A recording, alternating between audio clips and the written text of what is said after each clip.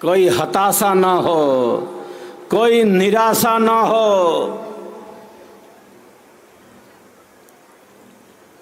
कल मैंने कहा था, हताशा, निराशा, अवसाद, कुंठा हमारे जीवन को घेर न ले। हमारा जीवन आनंददायी बने, हम सबका जीवन आनंददायी बने, क्योंकि जीवन का आधार, सर्वाधार परमात्मा आनंदमय है, आनंदमय है।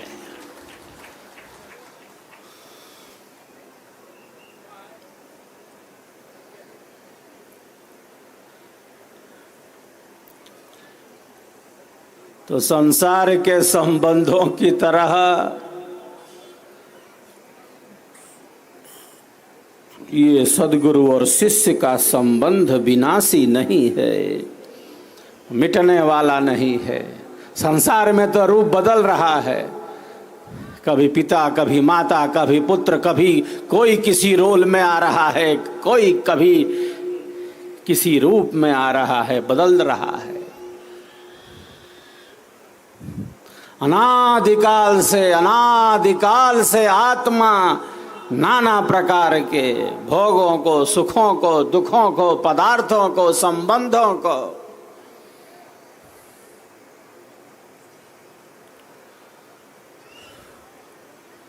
भोगते चली आ रही है।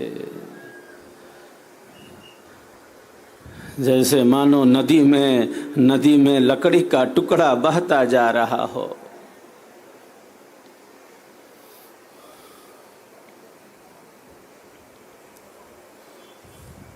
इस प्रवाह को, जो प्रवाह संसार का है, कौन हूँ मैं, कौन हूँ मैं, कहाँ से आया, क्या कर रहा और जाना कहाँ है, ब्रह्म विद्या की धारा यही बतलाती है। इस ज्ञान का आधार चेतन है। लिखा लिखी की है नहीं, लिखा लिखी की है नहीं, देखा देखी बात, दुल्हा दुल्हन मिल गए, फीकी पड़ी बारात, फीकी पड़ी बारात।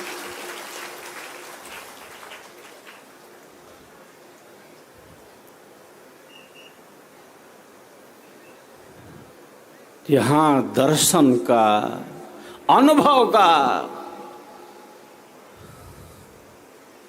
क्षेत्र है, जिसका ज्ञान, जिसका अनुभव ब्रह्म विद्या की चेतन धारा के द्वारा, सद्गुरु कृपा के आधार से एक शिष्य को, एक शिष्या को प्राप्त होता है। तो ज्ञान की जो विशुद्ध धारा है, उस धारा को चेतन धारा कहते हैं, ब्रह्म विद्या कहते हैं। संसार से कोई कितना भी ज्ञान प्राप्त कर ले, इंद्रियों से,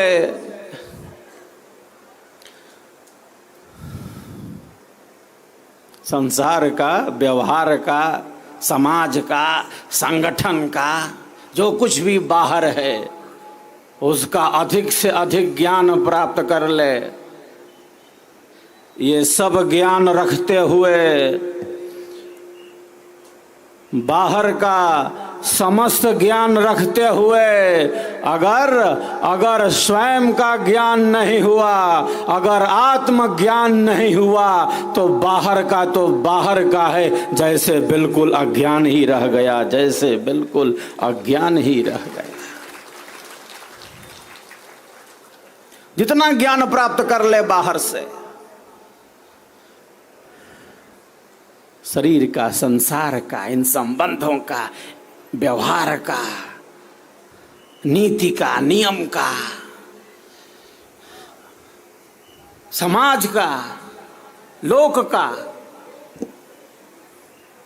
जितना भी ज्ञान प्राप्त कर ले, अगर स्वयं का ज्ञान नहीं हुआ, अगर आत्मज्ञान नहीं हुआ, तो जैसे सारा ज्ञान बिल्कुल अज्ञान की तरह है, बिल्कुल अंधेरे की तरफ।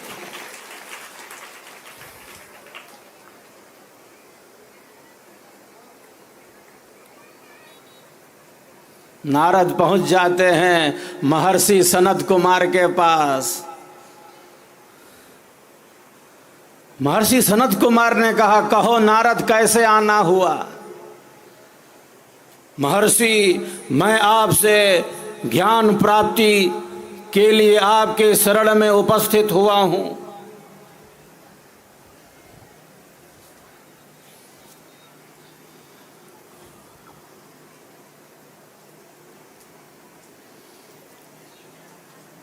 आप ज्ञान प्राप्त करने की इच्छा से आए हैं।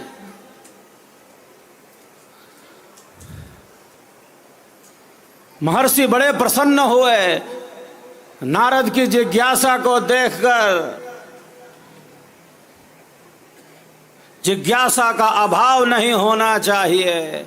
जिज्ञासा बड़ी वस्तु है, जिज्ञासा बड़ी वस्तु है। एक भक्त ही जिज्ञासु है। 4 प्रकार के भक्त होते हैं। भक्तों की 4 श्रेणियां बतलाई गई। एक है आर्त, जो दुखों से छूटना चाहता है।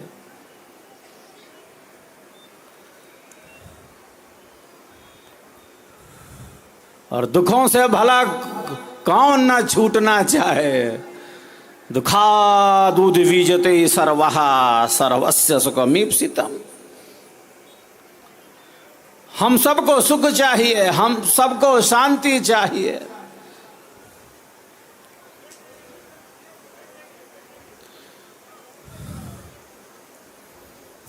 जो श्रेष्ठ कामनाएं हैं, जो धर्म युक्त कामनाएं हैं, विवेक युक्त कामनाएं हैं, उन कामनाओं की पूर्ति तो अवश्य ही होनी चाहिए। उन कामनाओं की पूर्ति। लेकिन अध्यात्म केवल कामना की पूर्ति तक सीमित नहीं है।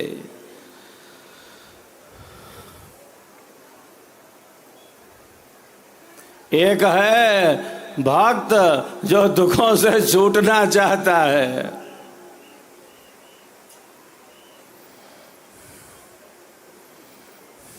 बार बार अपने दुखों को कहता है, समस्याओं को प्रकट करता है, अशांत है, अधीर है। वो दुखों से छूटना चाहता है। एक भक्त है जिसे कहा गया जिज्ञासु, उसके अंदर जिज्ञासा का भाव है, जानने का प्रयत्न है। अध्यात्म के तत्वों को वो आत्मसात करना चाहता है।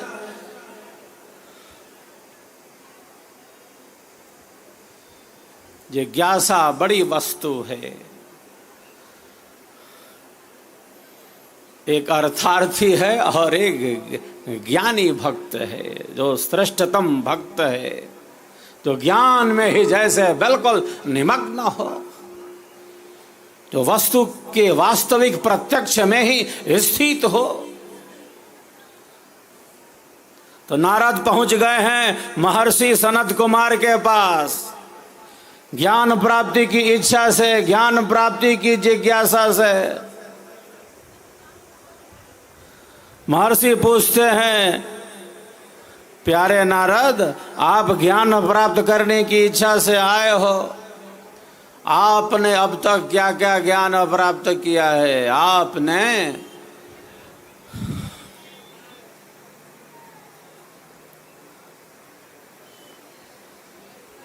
अब तक क्या क्या ज्ञान प्राप्त किया है? नारद ने कहा, महर्षि, मैं चारों वेदों को जानता हूँ।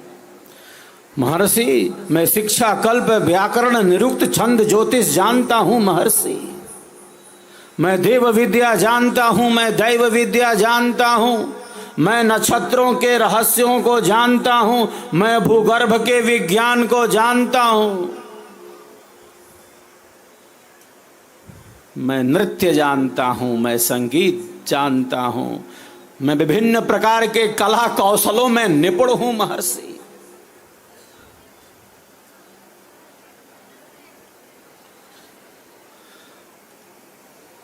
जब भी नारद का नाम आता है, जब भी नारद का नाम हम सुनते हैं तो हमें लगता है कि कोई सूचना का संवाहक है, ये सूचना इधर से उधर कर रहे हैं। लेकिन नारद ने कितनी विद्याओं की प्राप्ति की।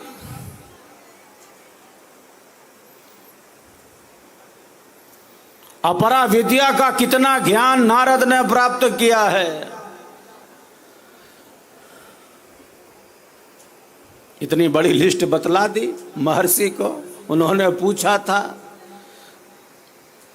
तो कहा कि चारों वेदों को जानता हूं, वेदांगों को जानता हूं, शिक्षा, कल्प, व्याकरण, निरुक्त, छंद और ज्योतिष को जानता हूं,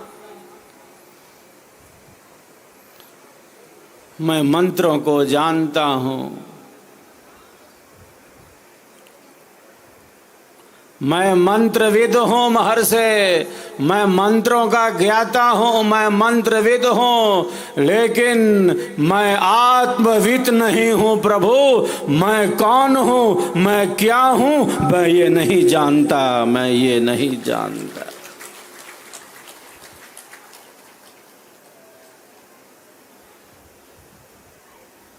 मैं कौन हूं, मुझे इसका ही ज्ञान नहीं है।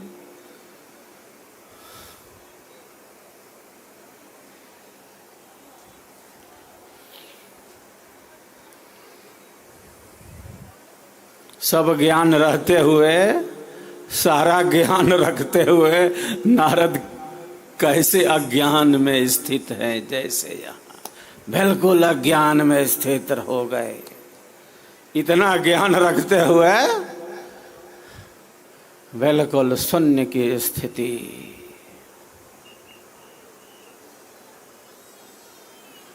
तो बाहर का है, वो बाहर का है। महर्षि क्या कहते हैं, प्यारे नारद, विद्याएं दो प्रकार की होती हैं। तत्रा परा ऋग्वेदो यजुर्वेदः सामवेदो अथर्ववेदः शिक्षा कल्पो व्याकरणम निरुक्तम छंदो ज्योतिस्मृति अथ परायया तदक्षरम अधिगम्यते।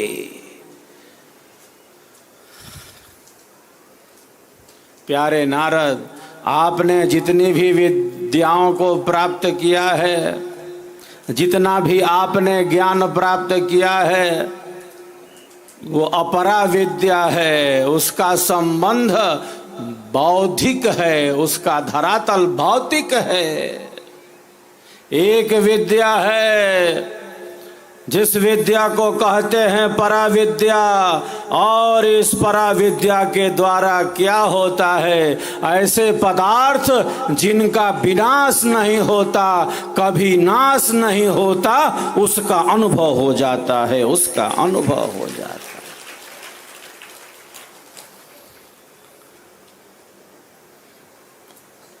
अथ परायया तदक्षरम अधिगम्यते।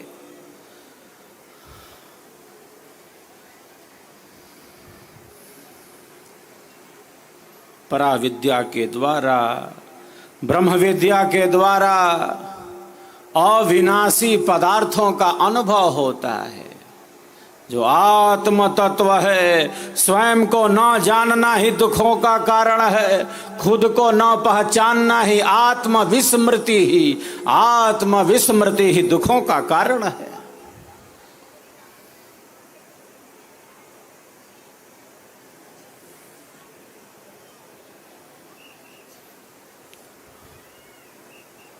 तो नारद को यह अनुभव हुआ, यह ज्ञान हुआ कि बाहर का जो है ज्ञान, जो मन बुद्धि इंद्रियों के द्वारा प्राप्त हो रहा है, वो बाहर का है, और अध्यात्म की धारा का जो संबंध है वो साधनात्मक है, वो अनुभवात्मक है, वह आत्मिक है। उसका धरातल जड़ नहीं है, उसका धरातल चेतन है, चेतन है।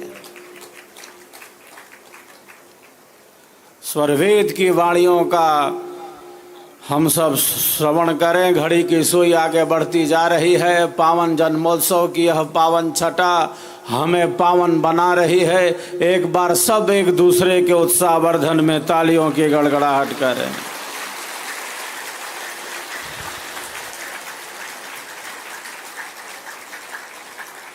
हम सबका संकल्प महान, हम सबका संकल्प महान, हम सबका संकल्प महान। दिए से दिया जलाएं, दिए से दिया जलाएं, चलो चलो दीप वहां जलाएं जहां अभी अंधेरा है, जहां अभी अंधेरा है। मन के किसी कोने में अंधेरा छिपा हो, मन के किसी कोने में अंधेरा छिपा हो, जो ब्रह्म विद्या की किरणें हैं, जो स्वर वेद का स्वर है, जो सद्गुरु देव का ज्ञान विज्ञान है, जो विहंगम योग का दर्शन है, एक साधक और साधिका के मन के किसी कोने में छिपे हुए अंधेरे को दूर करने का सामर्थ्य रखता है, दूर करने का।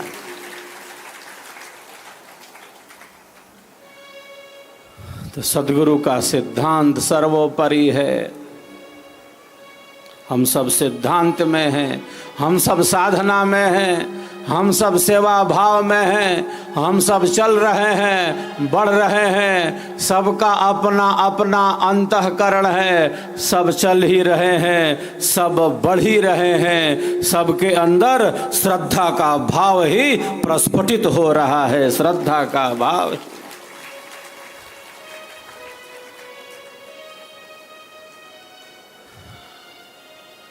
सत्संग का अभाव न हो, स्वरवेद का अभाव न हो, श्रेष्ठ चिंतन से, कल्याणकारी चिंतन से जब हम अपने मन को निरंतर गतिमान रखेंगे, जब मन में कल्याणकारी चिंतन होगा, जब मन में श्रेष्ठ चिंतन होगा, जब मन में सत्संग का ही प्रवाह होगा,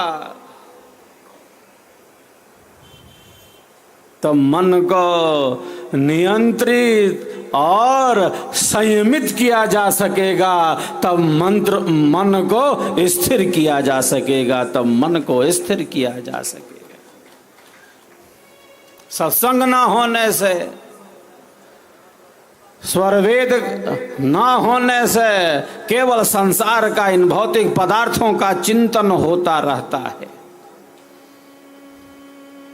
जो विनाशी है उसी का चिंतन होता रहता है। शरीर का चिंतन करना है, संसार का चिंतन करना है, जितना करना उतना ही करना है। सत्संग ना होने से,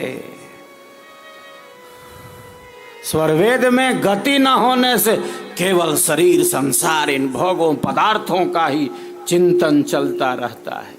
जैसा हम सोचते हैं, जैसा हम विचार करते हैं, जैसा हमारा मन मनन करता है, जैसी हमारी बुद्धि विवेचन करती है, हम बस वही हो जाते हैं, हम बस वही बन जाते हैं।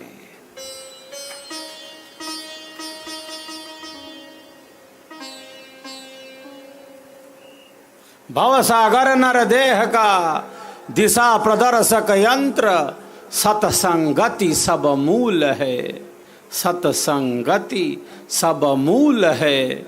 सब ज्ञानन पर मंत्र, सब ज्ञानन पर मंत्र। तन्मय होकर स्वरवेद की वाणियों का श्रवण करें। फिर आज इस पावन जन्मोत्सव के पावन अवसर पर मैं विराम लूंगा। घड़ी की सुई बड़ी तेजी से आगे बढ़ती जा रही है, मुझे रुकने का संकेत कर रही है। अभी चलते हैं स्वरवेद में, तन्मय होकर सद्गुरुदेव की इन दिव्य वाणियों का श्रवण करते हैं। शुभ संस्कारों का उदय होता है, अशुभ संस्कार नष्ट होते हैं, विवेक जागृत होता है, अविद्या अंधेरे का समन होता है। तन्मय होकर स्वरवेद की इन दिव्य वाणियों का सभी श्रवण करें। जय स्वर वेद कथा।